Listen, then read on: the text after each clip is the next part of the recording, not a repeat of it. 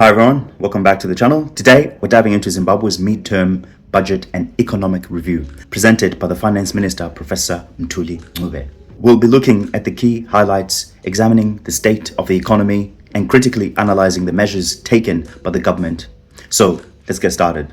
The 2024 Zimbabwe National Budget presented by the Finance Minister outlines several significant fiscal measures aimed at economic transformation.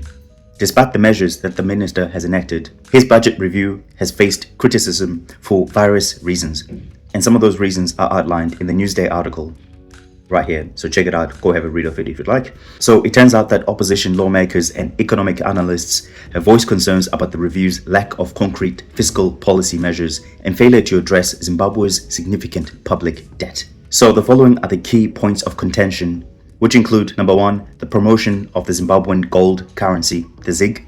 The budget review is seen as an effort to promote the use of the ZiG by businesses, which has drawn mixed reactions. While some people see it as a bold step towards curbing inflation and stabilizing the currency, others argue it lacks practical implementation and testing.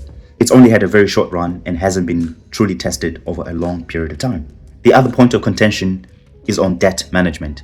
Critics argue that the minister failed to provide a clear plan to manage the country's ballooning debt, which currently stands at about 287.2 billion ZiG, which, if you use the government's conversion rate, is currently sitting at around 20 billion US dollars. So that debt comprises of external debt and internal debt. So the external debt component of that makes up about 58.7% of the total, and obviously the rest being domestic debt. The other key area of contention was on the reversal of fiscal measures.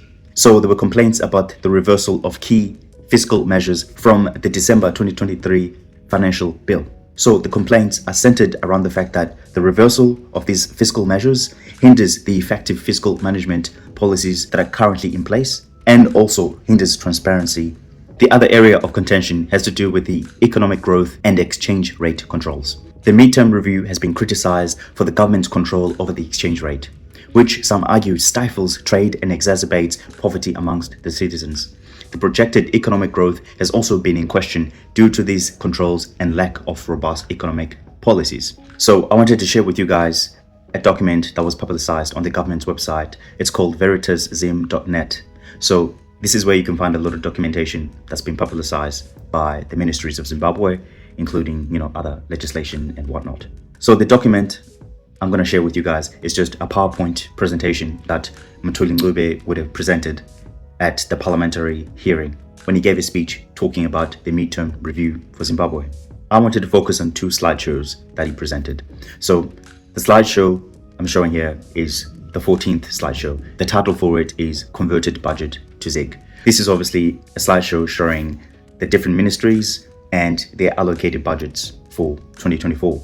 And since Zimbabwe transitioned from the Zimbabwean dollar to the ZiG, so hence the title Converted Budget to ZiG. But I don't want us to look at the budget under Zimbabwean dollar. I just want us to go straight into looking at the budget under how much money is allocated to each ministry based on the current Zimbabwean ZiG. So as you can see, the table is simply representing the overall spending of the different ministries. So this is how they've allocated resources across various sectors. The largest allocations going to primary and secondary education and also health and childcare services. But there's one line I want us to pay the closest attention to. And this line has to do with defense and security. So defense and home affairs issues seem to have received a substantial amount of funding, highlighting the government's focus on security.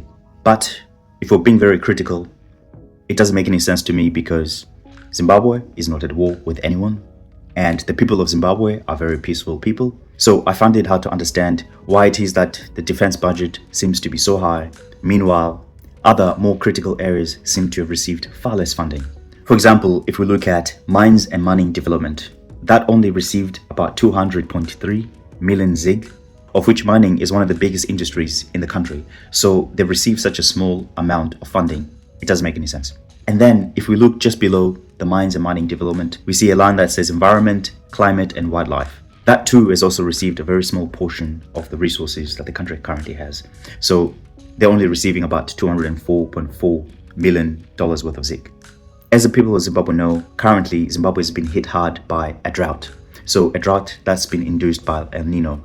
This has resulted in crop failure across the country, and as a result of that, the government is needing to rely on external parties to come and aid Zimbabwe so that the people can be fed and the nation can survive another year until the next rains come. So to me, that seems quite short-sighted. We really should be looking after our environment so that we can better withstand future droughts that come along. The other interesting areas that have received far less funding than the defense funding is on local government and public works, which simply translates to all the city councils scattered across the country, right? So these local governments need to be better funded so that they can deliver services for the people. You have people that are constantly paying taxes to the local government, but they're not receiving services in return for the money they're giving. So why are they being given such a small amount of resources to service their population? Doesn't make any sense. So for me, there's also two other critical areas that really need to be looked at and better funded, which are the energy and power development and information communication technology, which is ICT. So the country has rolling load shedding schedules constantly because the amount of power that the country needs is sitting here and the amount of power that we're producing is down here. We have this deficit that we haven't yet been able to meet. So it's a bit ridiculous that the amount of resources being given to that whole industry is so small, sitting at about 135.9 million ZiG. And then if you look at ICT, they're not that much better, sitting at about 279.6 million ZiG. So do we want development in the country or not? If we do, then I think you really need to revise the budget. Stop funding things that don't need that much funding. Why is the defense being funded so much over all these other sectors that need far more funding than the defense? Zimbabwe's not at a war, the people are peaceful. But looking back at the midterm review, the government is looking to maintain a very tight fiscal monetary policy because their aim is to promote the usage of the ZiG in the country. The only problems with that is the fact that businesses out there still use the US dollar over the ZiG. And the ZiG is in short supply in the country, thereby limiting the amount of usage. So they really need to review this fact seriously, because you can't keep saying that you want to promote the usage of the ZiG, and yet meanwhile, the amount of supply of the ZiG in the population is too small. It's being outpaced and outcompeted by the US dollar. The graph here is a perfect example of that. This graph is also taken from the same PowerPoint presentation that the Minister Mthuli Ncube presented. And as you can see here, this is from slide number 10. It simply says structure of broad money. And then if we look, we see that the blue is foreign currency component. The orange is local currency component. And obviously the red line is just the peak, as they're saying right there. So we can clearly see that the demand for the local currency has steadily diminished over time. The one thing that's lacking in the marketplace in Zimbabwe right now is enough supply for the people to use it and enough incentive for the businesses to also use it. So within this review, the minister did also offer some tax relief measures which are aimed to boost the usage of ZiG. So I still would like to be very hopeful for what's to come for the ZiG and the people of Zimbabwe. So in summary, while the introduction of the ZiG in Zimbabwe has been a positive step in the right direction, many of the measures implemented by the government seem to be short-term fixes rather than long-term solutions. The impact on the everyday lives of Zimbabweans remains to be seen. We need more transparency, better resource allocation, and policies that truly address the root causes of economic challenges. So that's it for today. Thank you for watching. Please leave some comments below about what you think about the midterm review that Mthuli Ncube just released. Tell me what you think below. And thank you for watching. See you later. Bye.